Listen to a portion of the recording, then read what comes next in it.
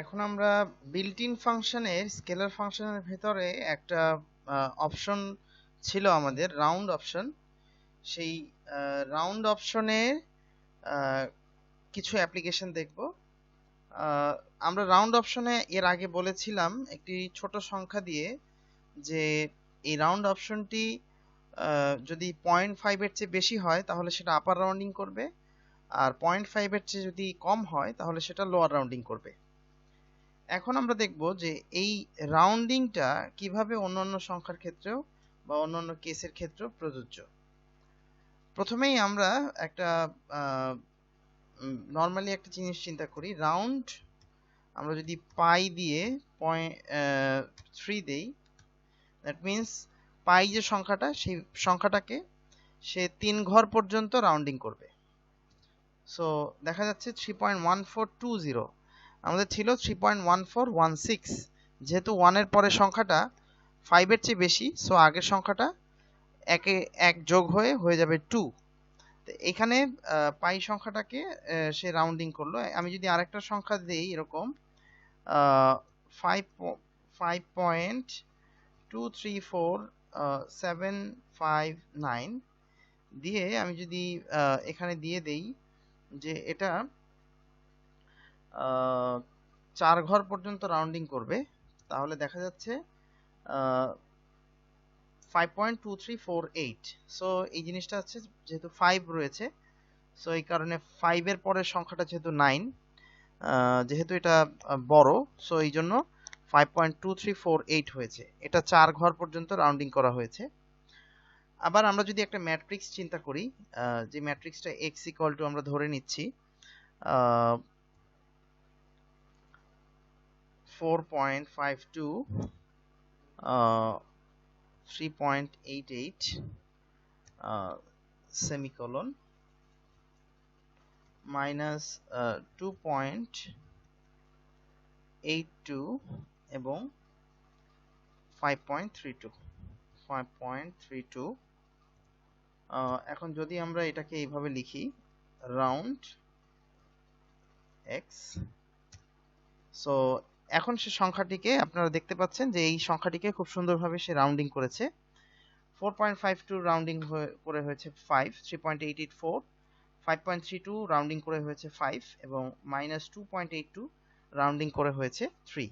তো এভাবে আমরা কোনো একটা ম্যাট্রিক্সকেও চাইলে রাউন্ডিং করতে পারি।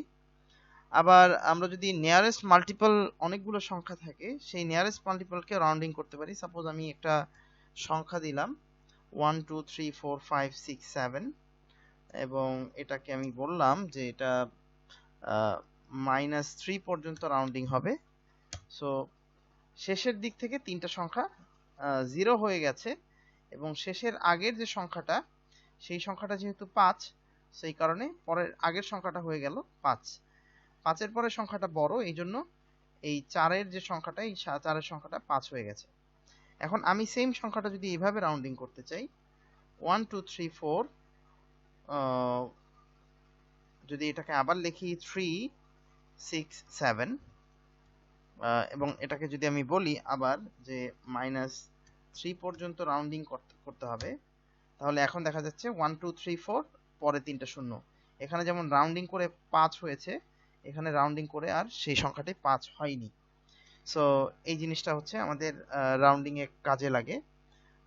আরেকটা রাউন্ডিং আমরা দেখাতে পারি, সেটা হচ্ছে যে যদি আমাদের কখনো শর্ট ফরম্যাটে অথবা লং ফরম্যাটে রাউন্ডিং করতে হয়, আমরা উইন্ডোজটা ক্লিয়ার করে নিচ্ছি, ভেরিয়েবলগুলো ক্লিয়ার করে নিচ্ছি।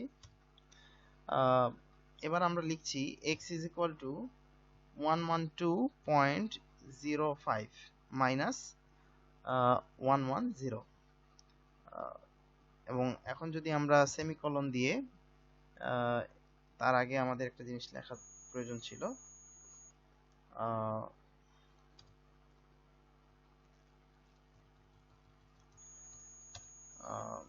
আমাদের লিখতে হবে রাউন্ড, যেহেতু সরি আমরা যেহেতু শর্ট ফরম্যাটে করতে যাচ্ছি, ফরম্যাট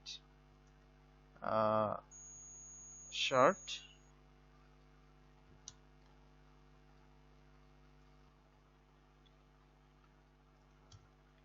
ফরম্যাট শর্ট, এখন আমরা সংখ্যাটিকে লিখছি x ইকুয়াল টু 112.05 মাইনাস 110, এবং এটাকে যদি আমরা এইভাবে লিখি রাউন্ড x কমা সেটা এক ঘর পর্যন্ত যদি রাউন্ডিং করে তাহলে আমাদের অ্যান্সার আসছে 2।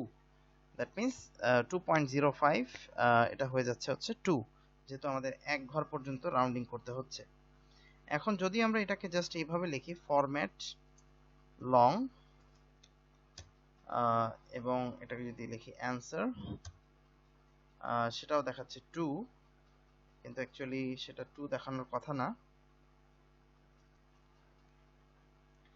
সো আমরা আবার লিখতে পারি format long, actually format long দিয়ে যদি আমরা x দেই, এই যে এখন দেখাচ্ছে 2.499997।